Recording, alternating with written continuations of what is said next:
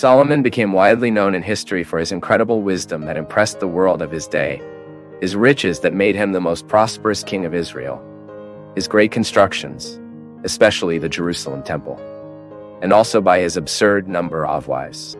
No biblical king of Israel had more women than Solomon. There were 700 wives and 300 concubines, numbers that intrigue many Bible readers. Some people, especially motivated by the sinfulness of their hearts, look at this amount of Solomon's marriages as a source of pleasures. But the truth is that this was the source of their fall. Solomon's wives, including most of them, were the result of forbidden marriages, were at the center of the failure that surpassed the enormous splendor of their reign. And in this video, you will know why Solomon had so many wives, who were these women, and what was the impact of these relationships on your life. If you don't know me, my name is Daniel Canagero. I am a teacher of theology, and together we will understand from now on everything the Bible says about the 700 wives and the 300 concubines of King Solomon. And the first thing we need to understand is that Solomon's wives were mostly foreign princesses that King Israel went out as part of political alliances with neighboring nations. Although this strategy was common in antiquity to establish peace treaties, it brought serious spiritual consequences to Solomon and the kingdom of Israel.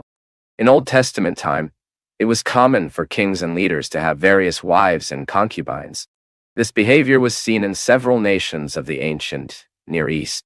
Even there are records of antiquity kings who had many more women than Solomon, surpassing more than 2,000 wives and concubines in their harems. In Israel, this practice of having more than one wife, although it was not the ideal standard established by God from the beginning, was tolerated and even regulated in certain aspects by the Mosaic Law. King David, Solomon's father, had several wives and concubines, and it is possible that Solomon inherited some of them as part of the real harem. This behavior also characterized the family life of King Rehoboam, Solomon's son, for he had 18 wives and 60 concubines. Commonly, real relationships with multiple women were marriage alliances that were part of the kingdom's political strategies. Obviously, Solomon used this kind of resource a lot to expand his kingdom and strengthen his diplomacy. Evidence of this is the fact that during the reign of Solomon, the kingdom of Israel did not have to deal with significant foreign threats. However, the Bible also seems to indicate that Solomon's marriages had not only political purposes. The biblical writer of the first book of Kings, chapter 11, records that King Solomon joined his women with love. That is, apparently, Solomon at the very least, some kind of carnal feeling towards their wives and concubines. In other words, it seems that this one hand, Solomon was married for politics. On the other hand, he also married desire, to the point that his physical and emotional involvement with these many women have made him forget the Lord. Although the Bible records that Solomon had 700 wives and 300 concubines, curiously, only one of them had his name quoted in the biblical text: Naamah, an Ammonite woman. Most scholars agree that Naamah was probably the first wife of Solomon. This is because she was the mother queen of Rehoboam, the prince heir to Solomon, born before he took the throne of Jerusalem in the place of David. Then the Bible mentions that Solomon married the daughter of Pharaoh of Egypt. The biblical text does not inform the name of this woman, and not even the name of her father. However, many interpreters believe that possibly this Pharaoh who became Solomon's father-in-law was a woman of the last pharaohs of the 21st Egyptian dynasty. The other wives of Solomon were women of different nationalities. The biblical account informs that Solomon loved many foreign women beyond the daughter of Pharaoh of Egypt, such as Moabites, Ammonites, Edomites, Adonies, and Ethelius. There is also a discussion among scholars about the Sulamite woman who, alongside her husband, stars in the poetic text of Solomon's book's Decant book. Since the most widely accepted position in Judeo-Christian tradition argues that Solomon wrote this book, many understand that his text describes the romantic love between Solomon and his most beloved wife. The identity of this mysterious woman is never revealed in the biblical text, and she is described simply as a young woman in the countryside. But a few scholars interpret this poetic text differently and see in the book three protagonists: the young Sulamita, a shepherd, and a king. So these scholars argue that, if this is correct, The king quoted in poetry was a kind of intruder in true love between the young woman and the pastor. And if it is understood that Solomon was this king, then his love for the Sulamite woman would be more for an unrequited feeling. In any case, the most common understanding really is that she was the woman who Solomon loved the most between her 700 wives and 300 concubines. But despite this amount of women, there was an important warning against excessive multiplication of wives in Israel, especially for the nation's kings, as we read in Deuteronomy chapter 17 and verse 17.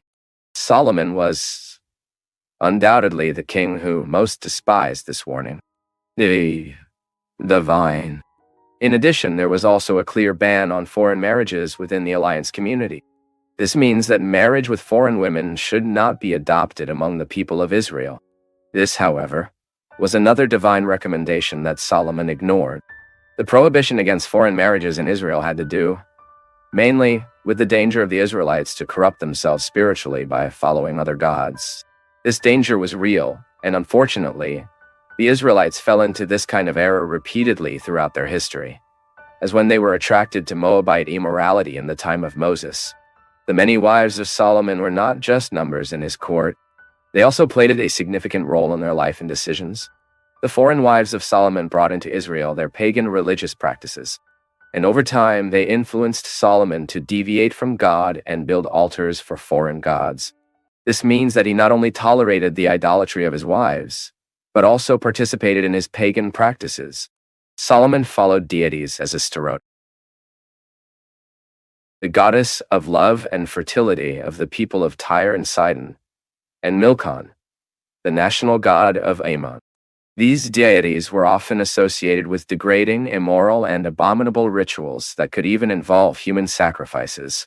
King Solomon, by allowing and participating in these rituals, not only disobeyed the Lord, but also endangered the spiritual integrity of the whole kingdom of Israel. Solomon, who was once blessed with unparalleled wisdom at the dawn of his reign, allowed his inner spiritual state to be corrupted. His marriage to incredulous women was a clear violation of divine law, and this disobedience had devastating consequences. His heart, which was once totally dedicated to the Lord, became divided. This Solomon's departure from the true God led him to idolatry and apostasy, and this later resulted in the division of the kingdom of Israel. In the days of Rehoboam's reign, Solomon was undoubtedly one of the wisest, prosperous, and powerful kings the world has ever seen. However, ironically, he forgot that the true essence of the success of his reign was not in his material achievement, but in his spiritual commitment to the Lord. Solomon allowed his carnal love for his unbelieving wives to overcome his love for God. The Bible does not hide the weaknesses and mistakes of their heroes. The biblical history is full of examples of great men who failed, and Solomon was no exception. He was one more among those who had a promising start and a melancholy ending.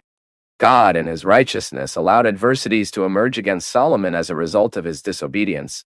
However, God's mercy prevailed, despite Solomon's failure.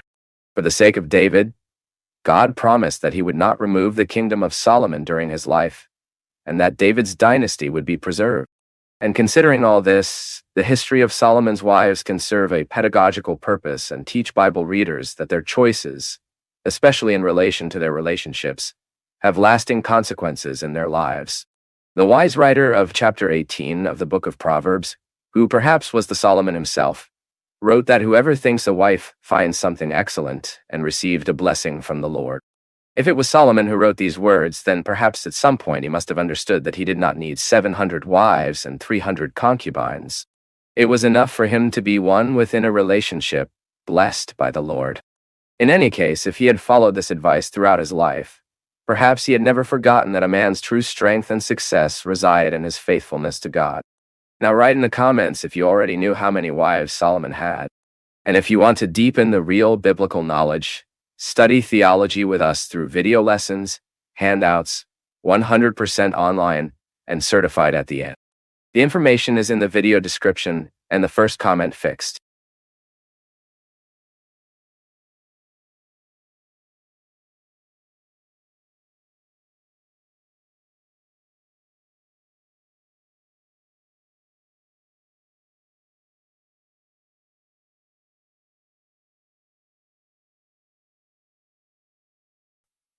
Look, I have to congratulate you. You made it through a deep, unfiltered video. That takes attention, openness, and courage.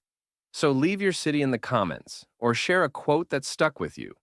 If you feel this could help someone, send it their way. Thank you, Big Hug. And until next time.